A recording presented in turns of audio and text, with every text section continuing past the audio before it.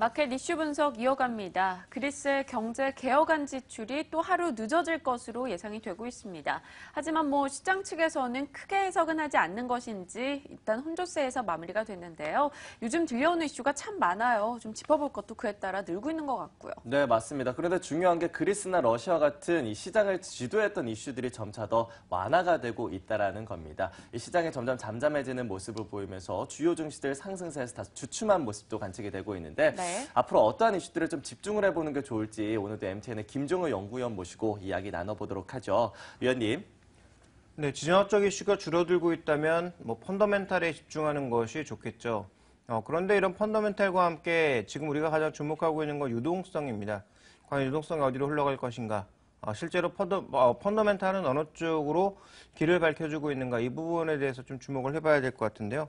그런 관점에서 본다면 우리가 가장 먼저 눈여겨봐야 될 것은 자금 흐름, 그리고 글로벌 경제를 움직이는 드라이버는 무엇인지 살펴봐야 될 텐데, 여러 번 언급드렸지만 지금 글로벌 경제, 특히 주식시장을 움직이는 드라이버는 달러와 유가 두 가지라고 볼 수가 있습니다. 그래서 이런 것들의 흐름을 추적하는 것이 가장 중요하다고 보고 있고요.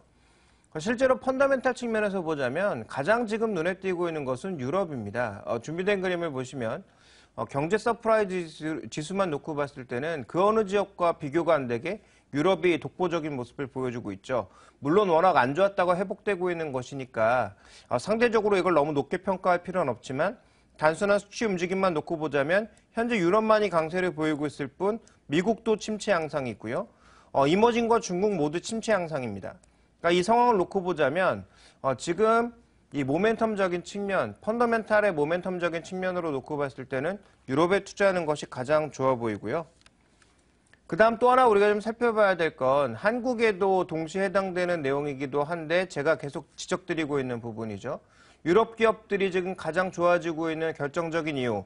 보시면 EU 제조업의 흐름과 브렌트의 동향을 뒤집어 놓은 것이 거의 같이 가고 있거든요. 그러니까 브렌트의 동향이 급락했을 때 실제로 유로존의 제조업 PMI가 상승하는 모습을 보여왔다라는 거죠.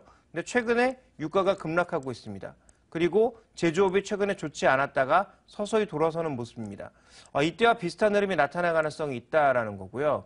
그래서 실제로 우리가 지금 유가 하락에 의해서 한국 기업들이 수혜를 받을 거다라는 얘기가 많이 나오고 있는데 이때 2009년도 10년도에 이때는 한국 기업들이 대부분 수혜를 받았지만 현재 2015년부터 나타나고 있는 이 유가 하락에는 오히려 미국 기업과 유럽 기업, 일본 기업들이 수혜를 받을 가능성이 조금 더 높다라고 봐야 되겠죠. 가격이 거의 비슷해진 상황에서 브랜드력은 아직도 유럽 기업이나 일본 기업들이 훨씬 높은 것이 사실이기 때문에 똑같이 나타나고 있는, 그러니까 한국 기업이나 유럽 기업이나 일본 기업이나 모두 똑같이 받고 있는 비용의 다운이라 코스트의 다운이라고 하는 유가 하락의 효과는 과연 어느 쪽에 좀 더 플러스가 될 수 있을지는 우리가 고민이 필요하겠고요. 특히 환율 효과 같은 경우에는 원화는 계속 평화하게 흘러가고 있는데 유로화는 일방적인 약세를 보여왔기 때문에 이런 환율 효과 쪽에서도 유럽 쪽에 좀 더 무게가 가는 것이 아닌가 이렇게 좀 보여지고 있습니다. 그러다 보니까 실제로 자금이 어떻게 흘러가고 있는지 살펴보시면요. 자, 이쪽은 선진국이고 이쪽은 이머징인데요. 자, 이머징 쪽으로도 뭔가 돈이 많이 들어온 것 같죠. 그렇지만 옆에 이제 수치를 보시면 이게 비교가 안 되는 것이라는 것을 우리가 알 수가 있는데요. 옆에 수치를 보시면 똑같이 밀리언 달러지만 이머징 국가는 최고치를 기록하고 있는 게 2,000 정도의 수준인데요. 선진국 국가는 만입니다. 그러니까 이 수치 자체가 이미 5배 차이를 보이고 있다는 것이고요. 실제 들어오고 있는 서유럽 쪽의 돈을 놓고 봤을 때도 이머징 국가에 들어가는 돈과 비교가 안 된다는 거죠. 물론 증시의 규모가 다르기 때문에 당연히 들어가는 돈도 다르겠지만 최근에 시장이 주목하고 있는 건 유럽이고요. 유럽 쪽으로 돈이 많이 들어가고 있고요. 실제로 미국 내에서도 환해지된 유럽 펀드 쪽으로 돈이 가장 많이 들어가고 있습니다. 그래서 글로벌 자금의 전반적인 선택은 유럽 쪽이다. 그래서 우리가 흔히 지금 얘기하는 게 유럽의 QE가 나오니까 이제 한국 쪽으로 돈이 들어오지 않을까라는 가장 어리석은 생각을 하고 있지만 실제로 유럽 쪽의 기업들이 가장 많이 돈을 벌 것으로 기대가 되고 있고 경제회복의 모멘텀도 가장 강하기 때문에 왜 한국을 사야 되느냐? 유럽 기업이 더 좋은데. 그러면 유럽으로 가는 것이 당연하다라는 거죠. 그러니까 글로벌 자금의 전체적인 선택은 아마 유럽이 될 가능성이 조금 더 높지 않을까. 개인적으로는 그렇게 판단하고 있고요. 그래서 그런 측면에서 놓고 보자면 한국에 들어오는 돈은 제한적일 가능성이 있지 않나. 그래서 전체적인 지금 경제 펀더멘탈의 움직임이 아마도 유럽 쪽의 선택을 계속 보일 가능성이 높고 선진국 시장, 일본과 이 유럽 기업을 선택할 가능성이 조금 더 높지 않을까 이렇게 판단하고 있습니다. 네, 일단 글로벌 자금은 유럽 시장으로 흘러들어가고 있고 또 유가 하락에 따른 플러스 요인도 국내나 아시아보다는 선진국이 조금 더 가져갈 수 있다라고 이야기해 주셨습니다. 증시는 어떻습니까? 미국 증시 같은 경우는 최근 들어 애플이나 헬스케어 관련주들이 연일 올라서고 있는데요. 증시에 대한 특징도 한번 짚어주신다면요.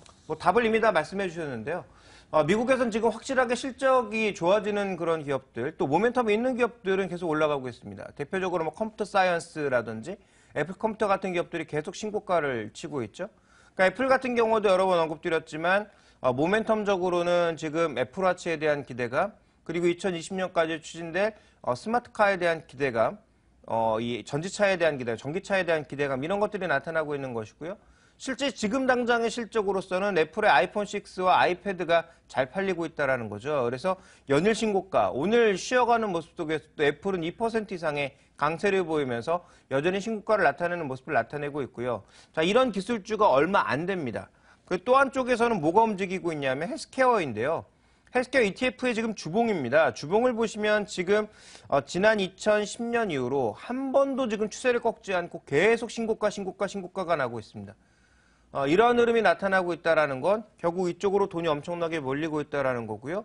또 이 산업이 수급적으로만 돈이 몰려서 올라가고 있는 것이 아니라 뭔가 중요한 펀더멘탈적인 변화가 나타나고 있다. 이 부분을 우리가 좀 주목해 볼 필요가 있을 것 같습니다. 네, 헬스케어 종목들의 상승세가 꾸준하게 나타나고 있다. 그런데 그 상승폭은 계속해서 더욱더 커지고 있습니다. 네. 최근 들어 나스닥의 상승을 주도하고 있는 종목들이 바로 글로벌 헬스케어 종목들인데요.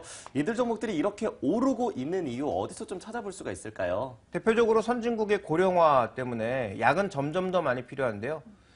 우리 시장이 아니라 이제 우리 사회에 과거에 이제 약간 오도된 그런 자료들이 많이 왔었죠. 미국에서 감기 한 번 걸리면 1,000만 원 내야 된다라는 그런 약간은 조금 가공된 그런 정보들이 많이 왔었는데요.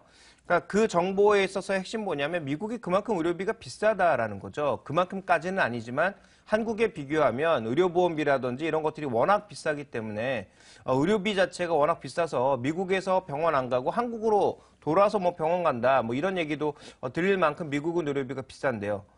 지금의 이제 고령화 사회에서 약은 점점 더 많이 써야 되는데 약값은 비싸다 보니까 약값을 떨어뜨리기 위한 노력 중에 하나가 오바마 케어였고요.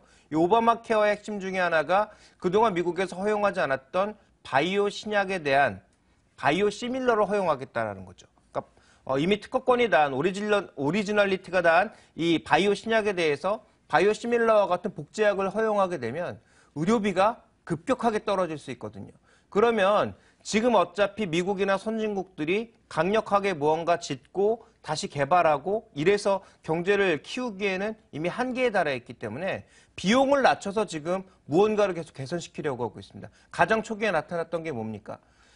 지금 유전 개발을 통해서 나타났던 것이 유가의 하락이었죠. 그것으로 비용을 다운시켰고요. 두 번째로 비용을 다운시키려고 하고 있는 것은 바로 의료비입니다. 의료비의 비용을 다운시키면 자연스럽게 소비가 늘어나게 되고 미국 경제, 미국 내수가 살아나면서 글로벌 경제와 상관없이 미국 경제는 견조해질 수 있거든요. 그러니까 이런 흐름들이 연결되다 보니까 조금 전에 살펴보셨던 대로 지금 미국의 이 헬스케어는 계속 오르고 있는 거고요. 또 나스닥 시장도 리드하고 있는 거고요. 준비된 그림에서 보시는 것처럼 유나이티드 헬스 그룹 같은 종목, 휴메나 같은 종목군들이 끊임없이 상승하고 있는 것입니다. 그래서 실제로 이 유나이티드 헬스 그룹 같은 경우에는 굉장히 다양한 서비스를 하고 있는 기업이어서 국내 비교할 만한 종목이 없거든요. 어쨌든 고령화에 따른 또 바이오 산업의 약진에 따른 그런 효과 자체가 나타날 것으로 예상되면서 이들 종목이 신고가를 치고 있는 것은 분명히 의미가 있다고 볼 수가 있겠고요. 실제로 미국이나 유럽에서 전체 주식 펀드 내에서의 비중이 가장 빠르게 확대되고 있는 게 헬스케어 쪽입니다. 그래서 실제로 자금 이동도 많이 되고 있고 돈도 투입되고 있는 만큼 주가 자체도 많이 오르고 있고 실제로 이 해당 산업 내에서 과잉 투자했던 부분들을 스스로 줄이면서 M&A까지 통해서 경쟁력을 높여나가고 있다는 거죠. 그래서 앞으로 이 산업들은 선진국 내에서는 비용을 낮추는 쪽에서 발전을 할 거고요. 또 이머징 쪽에서는 오히려 물량이 늘어나는 쪽에서 발전을 하고 있다는 거죠. 그러니까 지금 이 산업은 우리가 앞으로 계속 주목해봐야 되는 산업이 아닌가라고 판단하고 있습니다. 네, 일단 뭐로 가든 도로 가든 헬스케어 산업주가 발전을 한다라는 의견은 거의 대다수가 동의하는 것 같습니다. 그런데 이렇게 좋은 헬스케어 쪽에서 국내에서 종목들도 너무 많고요. 그 범위도 좀 광범위하다는 생각이 드는데요. 투자자분들이 아무래도 선택에 대한 고민을 많이 하실 것 같아요. 네. 좀 범위 좀 줄여주신다면 어떻게 줄여볼 수 있을까요? 일단 그 대응 전략을 말씀드리면 의약, 서비스, 그다음에 건강식품 이 정도로 우리가 요약해 볼 수 있을 것 같은데요. 이런 것들이 앞으로 이제 커진다라는 거죠. 다만 기대감을 선반영하면서 오버밸류된 종목군들이 너무 많기 때문에 이걸 개별 종목으로 투자하시는 것보다는 펀드 개념으로 투자하시는 게 조금 더 낫지 않을까라고 보고 있고요. 펀드 개념으로 투자하실 때도 한 번에 금액을 실는 것보다는 장기적으로 성장한다라는 개념에 의해서 조정받을 때도 산다라는 장기적인 플랜을 세워두고 사시는 게 좋을 것 같습니다. 만약에 나는 이런 펀드로 장기로 가는 전략 자체가 답답하다. 그래서 난 단기적으로 뭔가 성과를 봐야 되겠다. 핵심 종목을 한번 추려봐라 라고 하신다면 핵심 종목군들은 의학 쪽에서는 대표적으로 LG생명과학이라든지 동아ST, 한미약품, 셀트리온 같은 종목군들을 꼽아볼 수가 있고요. 서비스 쪽에서는 인피니티 헬스케어나 CJ, 인포피아 같은 그런 종목군들을 넓게 보면 서비스 범위에 넣을 수 있을 것 같고 건강식품 쪽에서는 내추럴 엔도텍이나 셀바이오텍 이런 종목군들을 꼽아볼 수 있을 것 같은데요. 다시 한번 말씀드리지만 저는 이들 종목 중에서는 오버밸류된 종목이 많기 때문에 종목에 대한 개별 투자보다는 ETF나 펀드를 통해서 장기적으로 투자하시는 게 훨씬 더 성과가 좋을 것이라고 보고 있습니다. 네, 사실 이 종목들의 변동성이 크기 때문에 전반적인 업종에 투자하는 그러한 펀드에 투자하는 게 어떻게 보면 더욱더 안정성을 가져갈 수 있고 장기적으로 봤을 때에는 수익성을 담보할 수 있는 전략이 아닌가 싶은데요. 자, 그렇다면 이제 성장하는 인도 같은 이런 이머징 국가에 대한 헬스케어 종목들에 대한 전략 어떻게 좀 가져가는 게 좋을까요? 네, 우리도 마찬가지였고 아마 인도나 중국도 마찬가지일 겁니다. 가장 인구가 많기 때문에 효과도 가장 크지 않을까 생각이 되고 있는데 이들의 움직임에 있어서 우리가 주목해봐야 될 건 인구 구조도 중국은 벌써 이제 늙어가고 있고요. 인도는 이제 막 성장하고 있지만 10년, 20년 정도 되면 우리나라와 똑같이 이제 늙어간다라는 거죠. 그렇게 되면 자연스럽게 의료보험이라든지 의학이라든지 이런 산업들이 커질 수밖에 없는 상황이고요. 그러다 보니까 벌써 글로벌 제약사들은 구도조정을 통해서 이들을 공략하기 위한 노력들을 하고 있다는 거죠. 그래서 투자 확대가 될 것이기 때문에 여기에 투자하는 것도 우리가 필수적이라고 좀 보고 있는데 최근에 이제 국내에서 가장 보고서가 많이 나오고 있는 중국의 헬스케어주가 복성제약입니다. 그래서 이런 복성제약 같은 개별 종목에 투자하시는 것도 나쁘지 않겠지만 여기도 마찬가지라는 거죠. 오버밸류 될 가능성, 환해지와 관련된 변동성, 그리고 개별 국가의 정책이 또 어떻게 바뀔지 우리가 미리 예측해 볼 수 없기 때문에 이들에 대해서도 ETF나 펀드를 통한 장기 투자가 좋다라는 거죠. 그래서 지금 펀드에 투자하시려면 제가 보기에는 글로벌 인프라 펀드와 함께 가장 주목받을 수 있는 펀드 중에 하나는 헬스케어 펀드다라는 것이고요. 다만 단기적으로 성과를 내시기보다는 장기적인 플랜을 가지고 꾸준하게 좀 모아나가시는 전략 자체가 좀 좋은 그런 투자 전략이 되지 않을까 이렇게 보고 있습니다. 네, 전반적인 소비 트렌드, 특히나 헬스케어 관련주에 대한 트렌드 동향까지 점검해 봤습니다. 이제 시장으로 좀 투자 전략을 이어가 봐야겠죠. 네, 저희 시장 전략 여러분들의 수익성과 안정성까지 모두 다 담보할 수 있는 전략으로 소개해 드리겠습니다. 오늘장 선전략에서 이어가시죠.